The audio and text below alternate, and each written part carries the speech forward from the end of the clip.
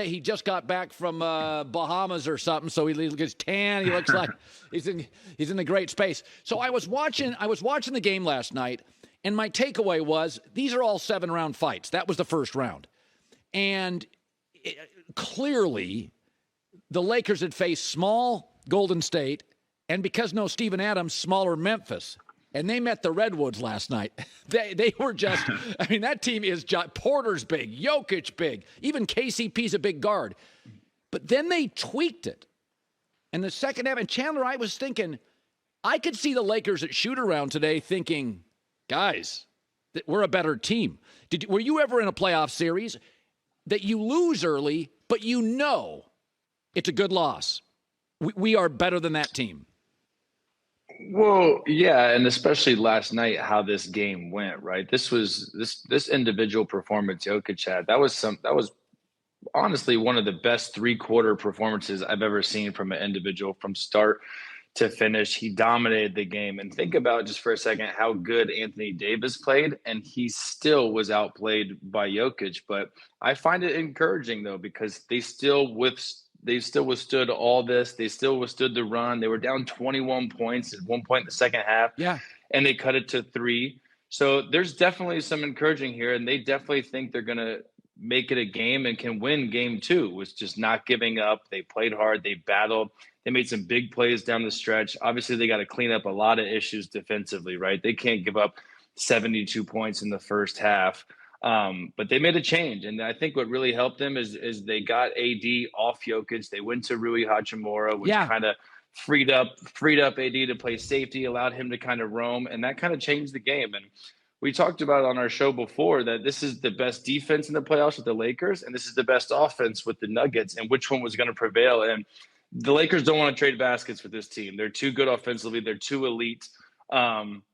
But they got to get back in transition. But, man, the way the Nuggets moved the ball last night, the way Jokić played, the way their role players stepped up with Caldwell Pope knocking down shots, with Bruce Brown coming off the bench knocking down shots. Murray had a game. Aaron Gordon was involved. So it's not just Jokić. He's the head of the snake, and he is fantastic. And what he did those first 3 quarters last night, again, I can't remember someone playing that good in a playoff game.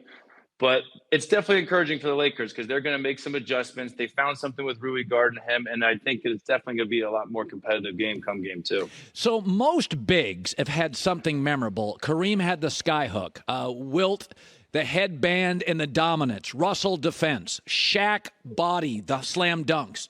And then there's even Embiid is fun and flashy. And then there's Jokić. And I said he's the PB&J of the NBA. Always fantastic, never appreciated. It lasts forever. He'd work at any era. And it's funny, as I watched him, I could see AD was just, what do you do?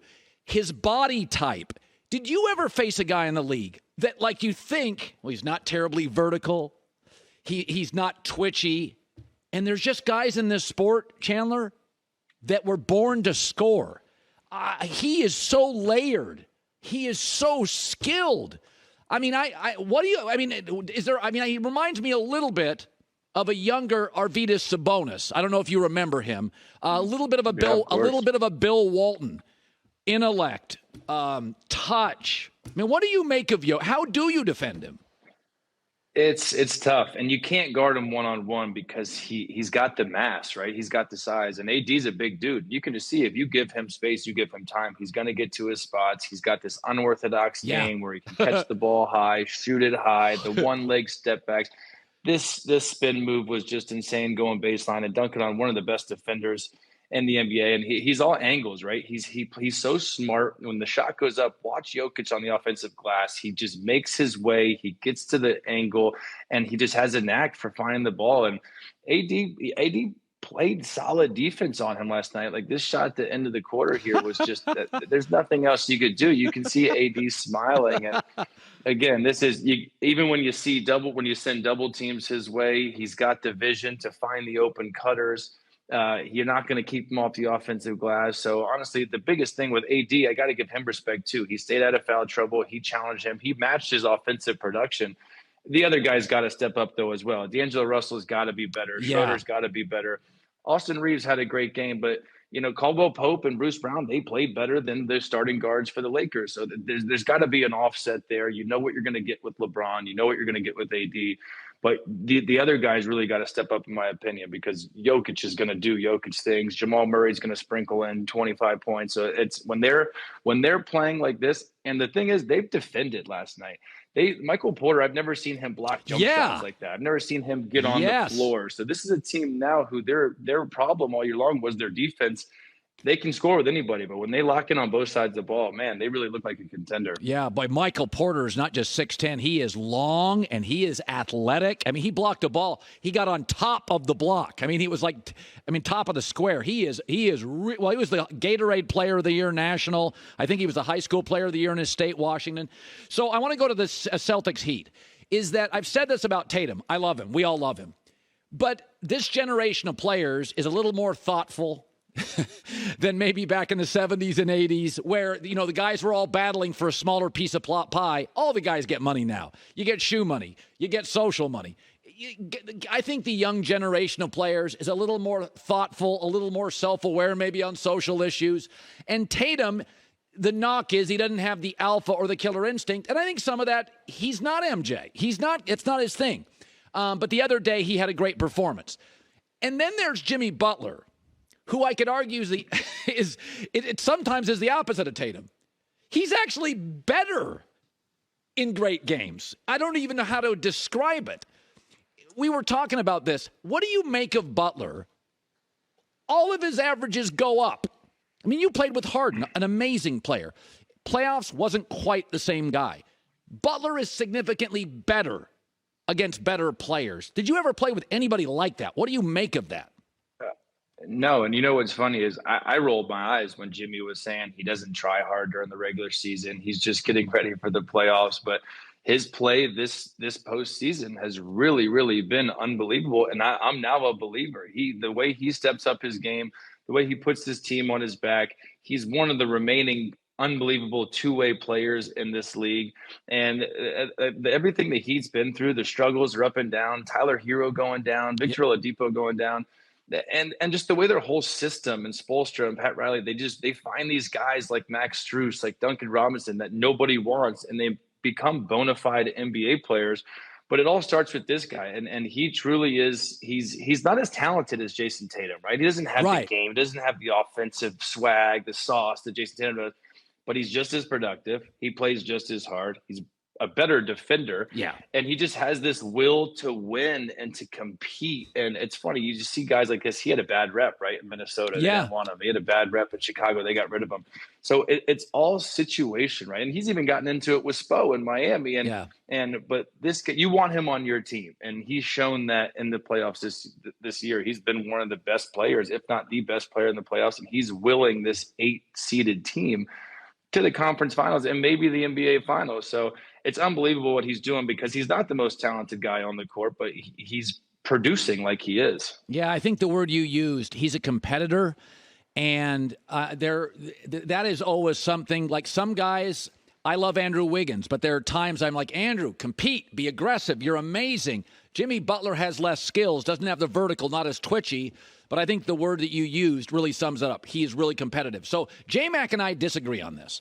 I think Draymond Green, for when the Splash Brothers came in, it reminded me of Jerry West and Gail Goodrich, this backcourt that does most of your scoring.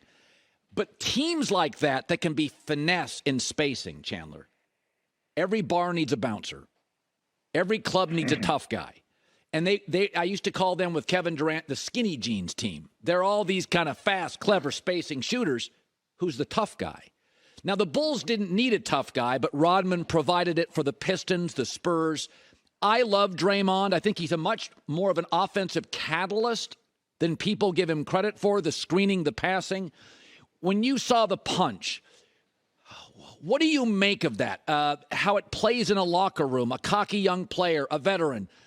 Do you think a lot of this season came down to that just screwed the locker room up? I do. And I think all their issues kind of stem from that, but there were clearly issues before that this situation happened. But that's not really something you can just forget about, right? And I know Draymond Green has that edge and that attitude. And he's perfected this role. Is Draymond Green one of the more talented players in the NBA? No, but he is going to be a first ballot Hall of Famer of perfecting his role of that guy, of being the glue guy, of being that defensive-minded, tough guy, setting screens, doing all the little things that, yes, is it easy getting assists with Klay Thompson and with Steph Curry on your team, arguably the two best shooters of all time? Yes. Was he blessed with this situation, those two guys being got drafted? Yes, but you can't knock him how hard he plays, how hard he competes. But when you get in a situation like that as a leader, and I don't care how obnoxious Jordan Poole is, how annoying he can be, how arrogant he is, as a leader, you can't punch one of your teammates in the face like that. And that's something that Jordan Poole's not going to forget either. So I'm sure they acted like it was fine. I'm sure they tried to play together. You can see some clips that went viral this year of kind of Jordan leaving him hanging. Because he's embarrassed. And the fact that video got out, he got clowned, he got punked, and that's what Jordan Poole is known for right now, right, is getting punched in the face by his teammate. So it's definitely something that lingers. It's definitely something that's an issue, and they're going to have a decision to make, right? They can't afford a max Klay Thompson extension. They can't afford to pay Draymond Green as much money as he wants, but they already decided that they gave Jordan Poole the bag. Steph Curry's not going anywhere. So it'll be interesting to see what they do this summer, because a lot of people think that this era of the dynasty of the Warriors is dead. And I know they're saying it's not. I know they think they can still compete for a championship next year. But they didn't this year, and they were horrendous on the road. And they are a year older, and they made their choice with paying Jordan Poole, who is kind of the future of this team, with the other younger guys on that roster. So they're definitely going to have a lot of decisions to make. But that beef, that situation with the punch, that's not going to be forgotten. Yeah, finally. I'm hearing last night, I watched Woj on the ESPN coverage, and he's saying, hey, Woj's sources are saying this is going to be the greatest prospect ever. And I'm like, LeBron, Duncan, Shaq, Magic, what's Bird? I'm like, that's a lot. I look at him, and I think most of the great players, Duncan, Shaq, Akeem, number one picks, they had the body. 82, I don't think fans have any idea of what it is like to play 82 games. Most of you guys are 6'8", 6'9". This kid's 7'3" and growing. That isn't a complete wear on your body. I see old NBA guys, they're all bending over. They're all beat up. We think football guys fall apart. I see old NBA guys, I'm like, you guys understand how physical the league is, how hard it is? They're playing 5 times an NFL season in terms of games and travel. So when I hear greatest prospect ever, I look at him and I think, Chandler, 7'3" with that frame, is that a 20-year frame? Do you think, are you concerned about that? And do you think NBA veterans hear that and are going to go after him? And they're going to say, okay, kid, let's go. Well, yes. And is it scary? Yeah. You look at last year's draft, you look at Chet Holmgren, and that frail body type, it's scary. And you see all the injuries that have happened this year, that have happened in the past. And this kid, he's a freak of nature, right? There's this mystery about him. We've never seen something like him. And you're saying 7'3". I think he's closer to 7'6". He can handle the ball. He can shoot the ball. And I know he's been playing against pros in France, but this is a whole nother level. And you're right. It's taxing, and it is going to take, I think it's a slow play with him. I think he's a career franchise changing player. I think the valuation of the Spurs just went up just by simply getting this pick. And I think he has the potential to be the best prospect of all time, just because, again, we've never seen anything like this. He's playing against pros. He's playing against grown men, while LeBron was playing against, Ohio high school kids. So there is a different dynamic there, but you're right. He doesn't have the build that LeBron had. He doesn't have the body that Dwight Howard had. This for sure NBA ready, as like a Scoot Henderson does. So if you look at Rookie of the Year next year, I don't think Victor wins Rookie of the Year. I think he's the best chance to be the best player in this draft. But there's more ready rookies next year than this kid. But you got to take him, right? This is a franchise changing, and it's a perfect situation with the Spurs. These guys somehow are pros at tanking. And last time they did it, they obviously get Tim Duncan. They have Pop. They have the relationships with Tony Parker, with Boris Diaw. So this is where he wanted to go. This is where all of France wanted him to go. Yeah. And there's not a better organization. He's going to a bad team, but he's going to a great organization, and he's going to a great historic coach and Pop. Timmy's going to come around and kind of help him throughout this process. So it's definitely a perfect fit. And it's interesting. Like, I can't wait to is he going to play Summer League? Are the Spurs going to hold other draft workouts? Like, there's a lot of, you've never really seen anything like this where it's such a for sure thing, but it is a little scary looking at his frame and his size because it's a different ballgame in the NBA. Thought you made a great point, though. In Europe, he's playing against men. LeBron was playing against kids. So when we saw Luka come into this league, his offensive game was so developed because he had played against men when he was 16 years old, and that's a great point. Say hi to Beads for me. As always, your money. You look great. You've retired very well, and love the poster behind you, the art behind you. Good seeing you, Chandler. Hi, everybody. Thanks for watching. Subscribe here to get the latest from the show. Also, be sure to check out more of the best clips from The Herd or go watch a few segments from other shows on FS1.